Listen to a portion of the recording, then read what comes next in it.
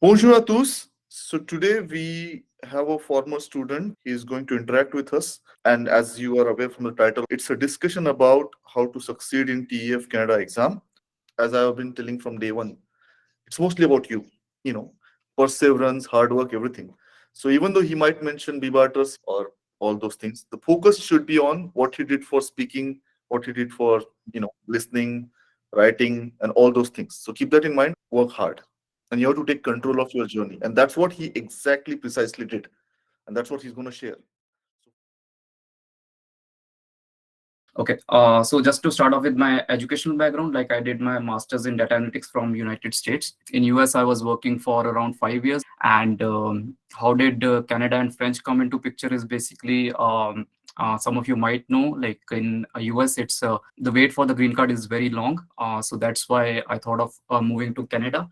And for that, the feasible option for me was French because I evaluated the options. The study option was not for me because I already did masters from US. So there was no point going for another master's study in Canada. So that's why I opted for going the French route. But yeah, I knew that, I mean, it's going to be tough. So after I decided like I have to learn French, then I started looking for resources. So there are a lot of YouTube videos available on the YouTube. So I came across this BBATAS channel, and there were primarily two reasons that I opted for BBATAS. First was this was being taught by a person who has already cleared the exam. So that's a credibility. The second important point was I knew this was going to be a boring process. I mean, learning a new language.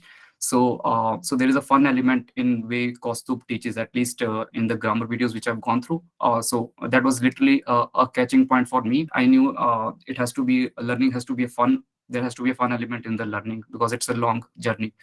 So those were the two primary reasons. So I did BBATA's course, and as Kostub said, I did some test specific preparation with another tutor. But ultimately, it boils down to like how much dedicated hours you put in each day, irrespective of the course that you are doing.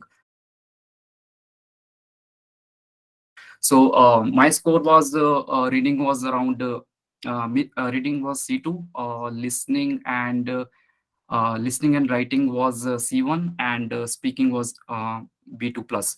So basically, I was standing at 448 CRS, and then I got a jump of addition of 68 points in total through this French.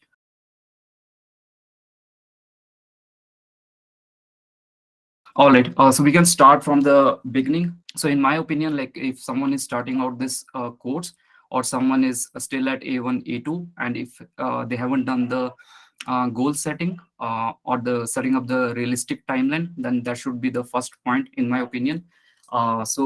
Basically setting a timeline or a target in what timeline that you're planning to achieve this exam. So in my case, I did in around 11 months, and in last 7 to 8 months of my preparation, I put around 7 hours on an average daily for around 7 to 8 months. But if I have to give you a timeline to plan, you should be looking at 1 year timeline with an average hours of 3 or plus per day. If you put in those number of hours for an year, then that's a realistic timeline, and then you should be able to give a solid attempt by this timeline. And how to achieve this is basically here I'm taking into account that most of you people are already busy with your life and with your family and work. I'm already taking that into account. But basically, so let's say you're into January, and uh, so 1 year from here is December. So that's your high level timeline. Now to complete within this timeline, you should be a little aggressive in terms of like you should be setting at a 9 month timeline, that is Jan to September.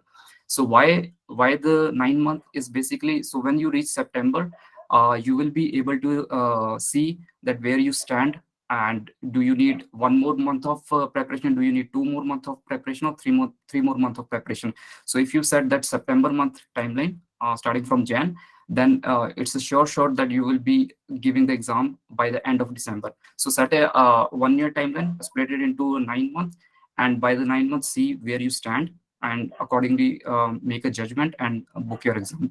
That's a realistic timeline. What is not realistic is someone thinking of planning to achieve this exam in 6 months or less, and thinking to put in 12 to 15 hours per day is something even if someone puts that, I think that's really going to be hard, at least for people coming from English or Hindi or any other language background.